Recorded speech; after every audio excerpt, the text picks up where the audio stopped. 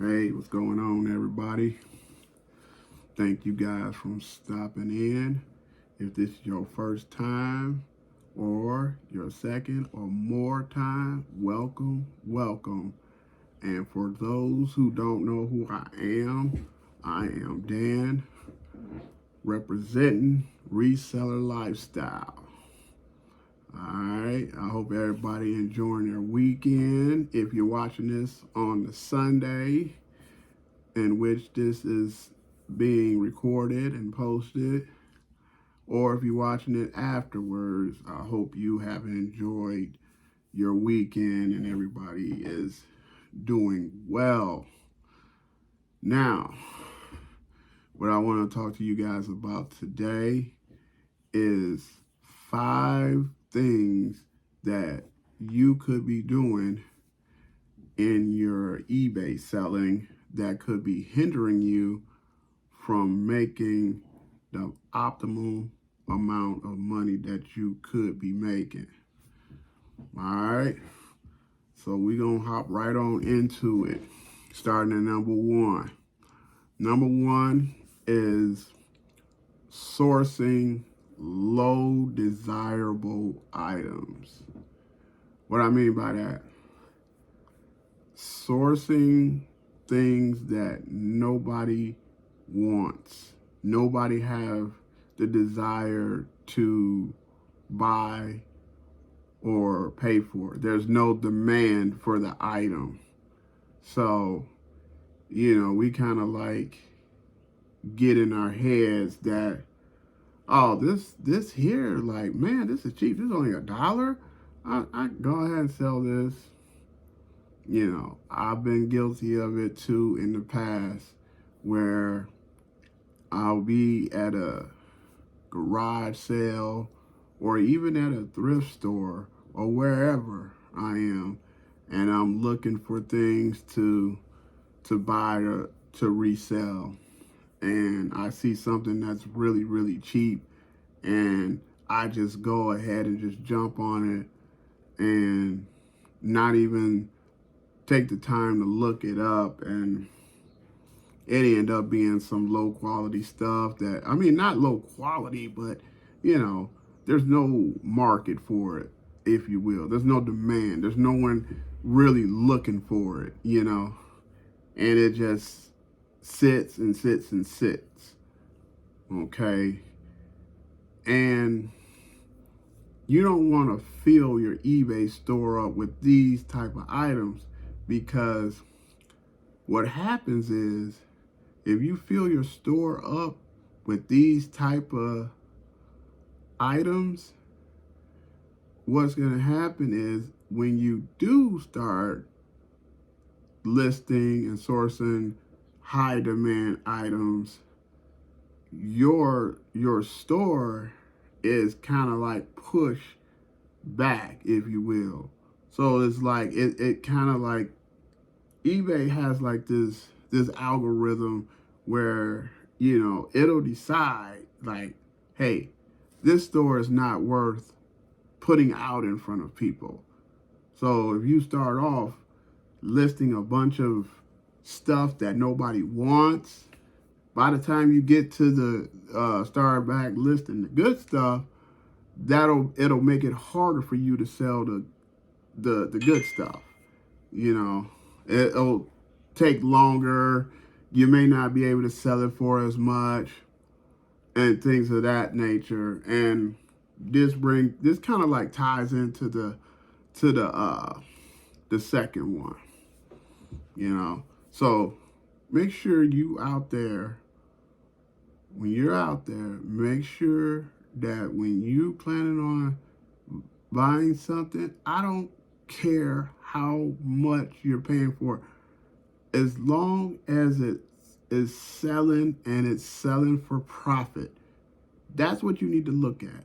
You need to be looking at, is this item worth listing and putting into my store, along with, is the profit margin worth the amount of the investment that I'm putting into it.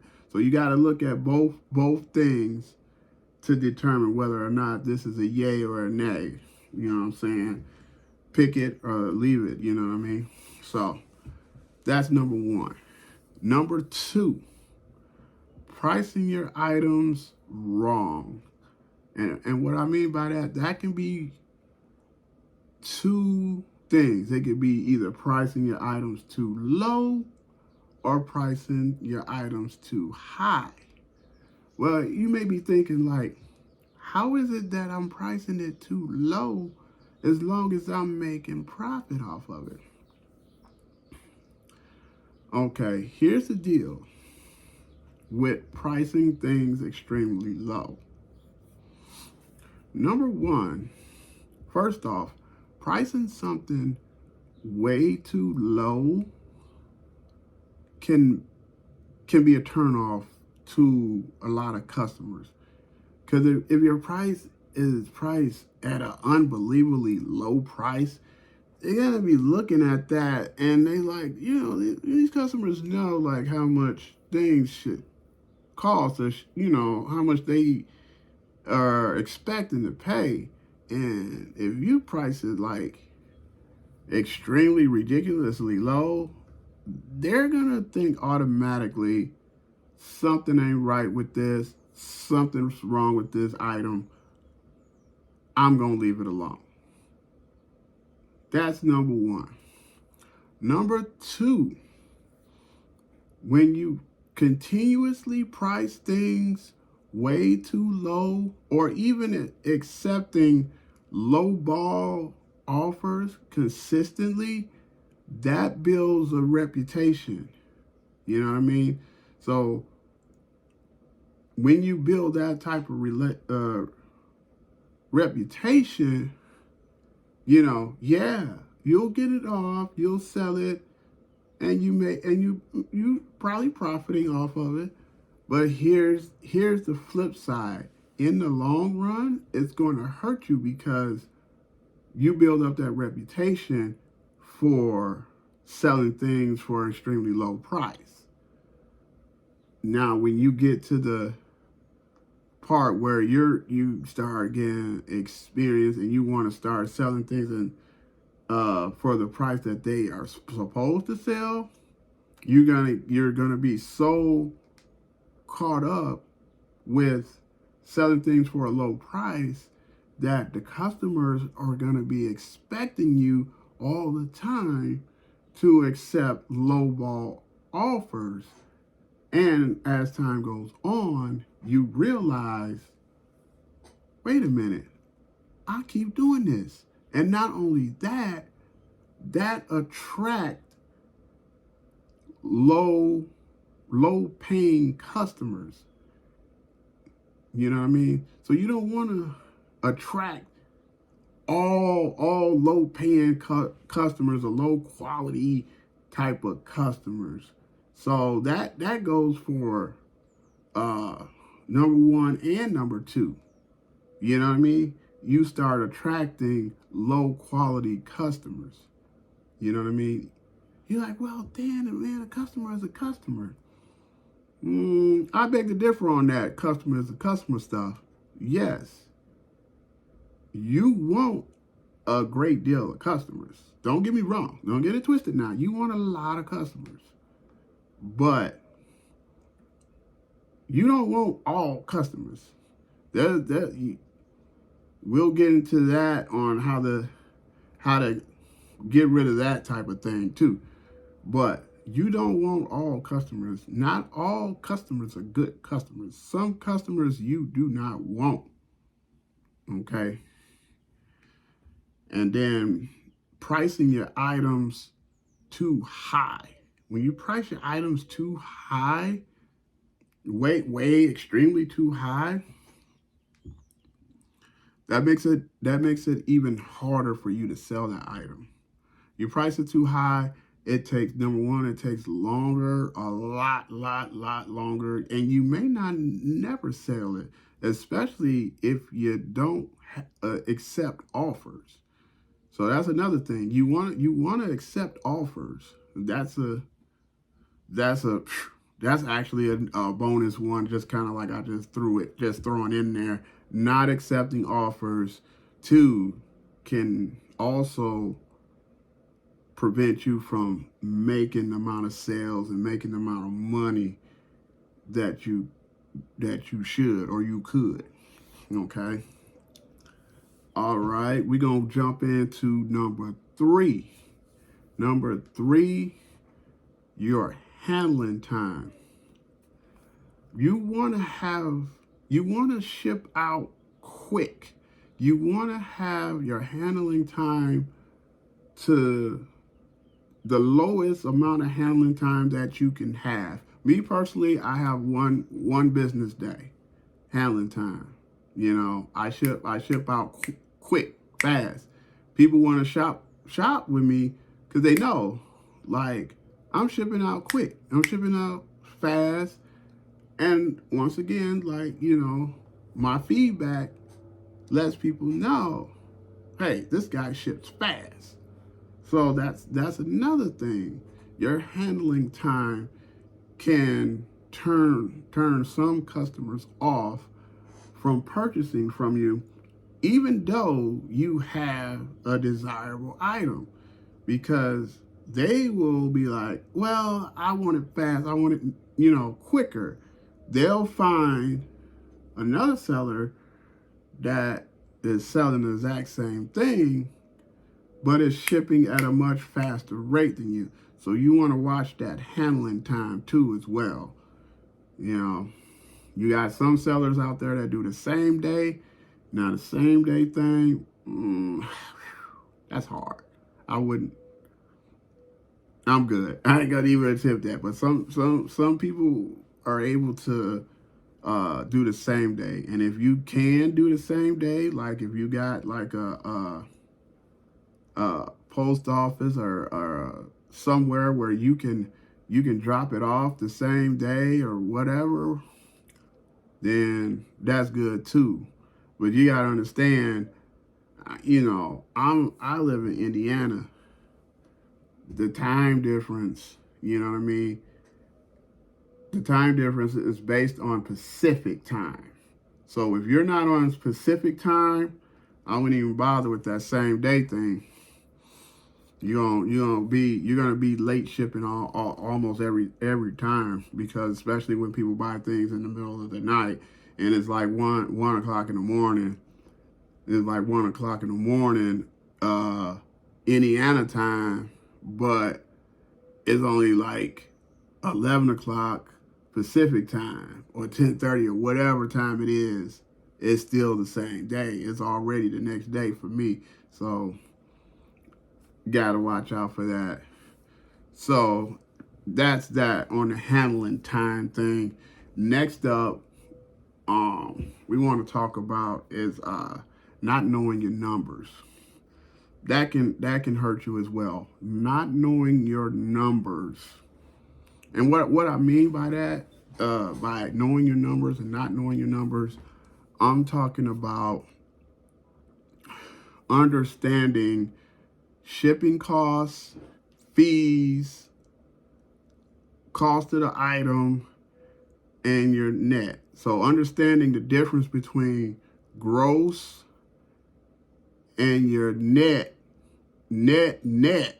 So for me, I look at it as like gross and then net. Okay. The net, and I'm going to explain the net to you. Okay. So the gross is basically your overall cost that the customer pays, what you receive. Your net is everything after you pay the eBay fees and the shipping costs. After you pay the shipping costs and the fees, that is your net. Now your net is that after you subtract the cost of goods. So your net is the very, that is your profit. You see what I'm saying? So you got to understand that. You got to understand that. And you got to understand what it is that you are paying for, understanding your average cost of goods. I would always go with an average because average cost for each individual item, trying to do an average cost, the cost on each and every individual item, it can be kind of tricky. And then it doesn't really leave you no wiggle room. I like to do an average because that lets me know, like, some items I may not make, you know what I'm saying? I may not profit that much off of some items. Or you make a mistake of you make a mistake and pick up the wrong thing and you break even, or you don't really profit. But when you're doing an average, then you know the exact amount, the must have in order to profit, to make sure you're profitable consistently. You know what I mean? So it all depends on how you want to do it or calculate it. But you just gotta need to know. You need to know what's what. You need to know your numbers. You need to understand the fees behind eBay and the shipping cost and everything like that. All right. Number 5. This one is big, right? And I know some resellers will argue me till we go back and forth until we blue in the face. But there's even some veteran sellers that will disagree with me on this. But I'm here to tell you like this. It's true. You miss out on sales doing this one thing, and I don't even understand why. I don't even understand why you would do it. And that is refusing to accept returns. Why would you do it? Why would you refuse to accept returns? It doesn't make any sense, because when it's all said and done, you have to accept returns. You know what I mean? eBay will automatically approve some returns, whether you accept returns or not. So you gotta accept returns, and I would definitely do free returns as well. And I know that's frowned upon too. But if you don't go as far as having free returns, which you should, because I think that too ties into not accepting returns kind of a little bit. Because if you make people pay, that don't work either. Because at the same time, all the customer has to do to combat that is say the item is defective or something was wrong with it. Boom. It's automatically a free return for them. They don't have to pay for it. So you might as well just go ahead and make the returns, free returns. But that's up to you. You can follow along and do what you do.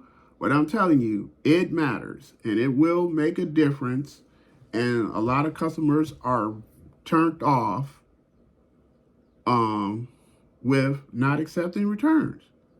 I'm the same way. When I'm going on shopping, I'm not gonna, when I shop on eBay, because I shop on eBay too every now and then, not often, but every now and then, I buy stuff off of eBay, and I'm gonna tell you like this: if you don't accept returns, baby, I'm not gonna buy anything.